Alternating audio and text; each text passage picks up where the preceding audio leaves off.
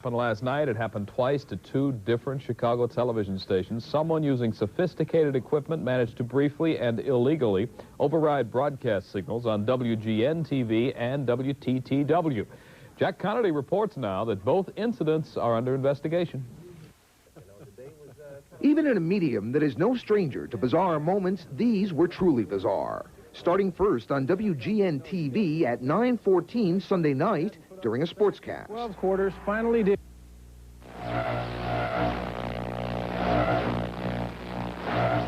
Take some pretty sophisticated microwave equipment operating in the broadcast auxiliary frequency bands and a significant amount of power. About 2 hours later, the video pirate struck again.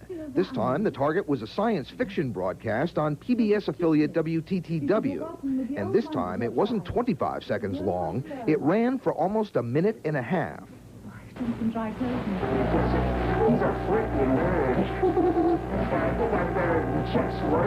By this time, the pirate had managed to insert audio as well, along with a display of a marital aid and a portion of his or her anatomy. It generated hundreds of calls. Really kind of expressing sympathy over the fact that our signal would be interfered with in this way and that it would inconvenience so many thousands of our viewers. The incidents are now under investigation by the FCC and the FBI. But the odds, I'd say, if a guy continues to involve himself, either sporadically or continuously, is very great that we will determine who it is. All early evidence points to someone with a broadcasting background. Someone who really knows the business and microwave in general. But the person in the Max Headroom disguise may not know how sophisticated officials can be in tracing this sort of thing. It leaves an electronic signature. And while it may have been a stunt, it is not treated as a joke. Chicago's video pirate could face a jail sentence and fines for his freelance exercise in public access. Jack Connolly, Fox 32 News. Jury deliberations in the trial of El Rukin gang boss Jeff Fort and 4 of his lieutenants are continuing at this hour for 5 days. Tonight is trying to find out who's responsible for 2 acts of video piracy. Last night, someone broke into regular programming here on Channel 9 and on Chicago's public broadcasting station. As Larry Roderick reports, the first interruption took place during last night's 9 o'clock news. Sports anchor Dan Rowan had just started his Sunday night Bears report when the screen suddenly went black, then came back on with a new unruly presence, a man wearing a Max Headroom mask. We had been taken over by a video pirate for a short time, until technicians here changed microwave channels between the studio and the transmitter and knocked him off the air. And apparently somebody with some microwave equipment was able to interfere with our signal going to the Hancock transmitter. Now, this is not just anybody off the street. He has to have an electronic expertise of some level, right? Yes, he does. It takes very sophisticated equipment to do this at a significant power level. So this isn't something that just anyone would be able to accomplish. But Channel 9 wasn't alone in its Max Headroom appearance. There was even a longer episode on Channel 11, public broadcasting. Only way to learn. I'll get you a hot drink, miss. A little after 11 p.m., Doctor Who was knocked out by the Max look-alike, who pitched a soft drink, then performed a series of antics that station officials found less than humorous before the pirate himself pulled the plug. Fortunately, it was a self-destruct mechanism. It was beyond our control. We now have already implemented steps whereby we could take something like that off the air immediately if it were to occur again. It did, of its own volition, go off the air, as I say, after about a minute and a half. It annoyed some viewers. No, I just thought it would be just a slight mess-up, but that in the middle of the tape, it's going to be... We're going to have to tape over it. Angered others. Somebody wants to get attention, what do? They go break into a television broadcast. Just to get attention, like throwing a brick through your window, so to speak.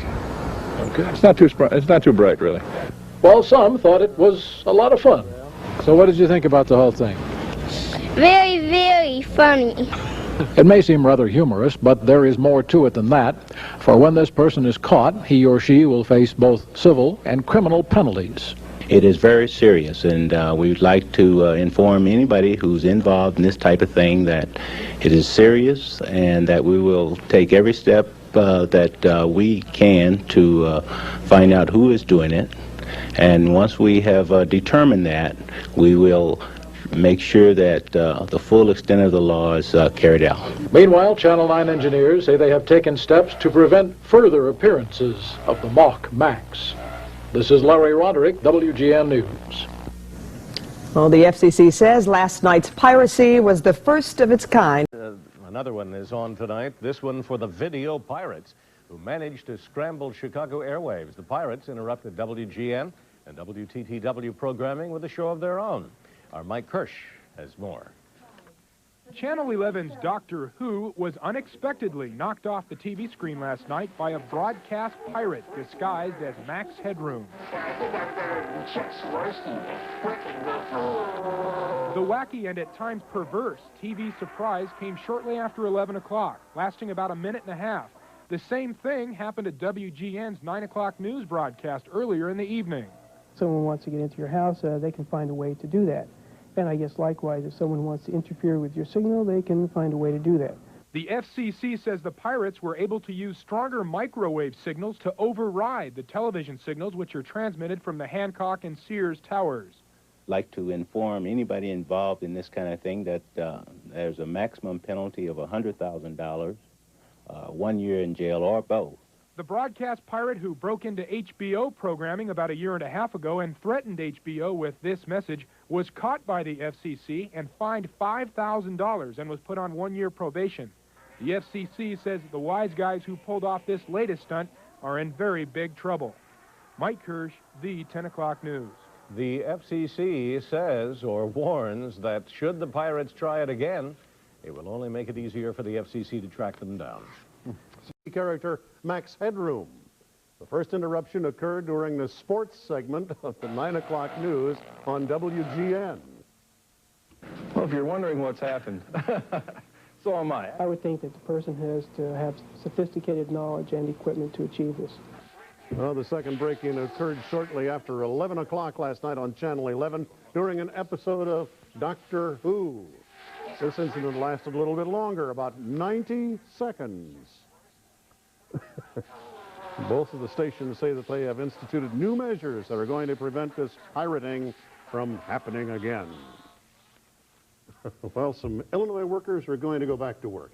Television video pirate who raided 2 television broadcasts last night first hit WGN. Its signal was jammed during the news in the middle of the Bears highlights. The pirate mimicked the Max Headroom character that you see on TV. It takes some pretty significant equipment, technical equipment, and some knowledge of broadcast frequencies, microwave frequencies, and a lot of power.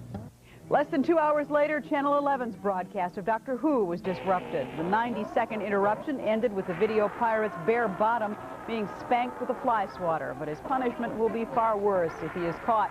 The maximum penalty is 1 year in jail and a fine. It says $100. I think it is a higher fine, in fact, than that. Coming up, we'll also have a peek at the Thanksgiving weather. Plus, a peek at holiday offerings from Hollywood. Stay tuned. Good night, sweetheart. Well, it's time to go. It's Venture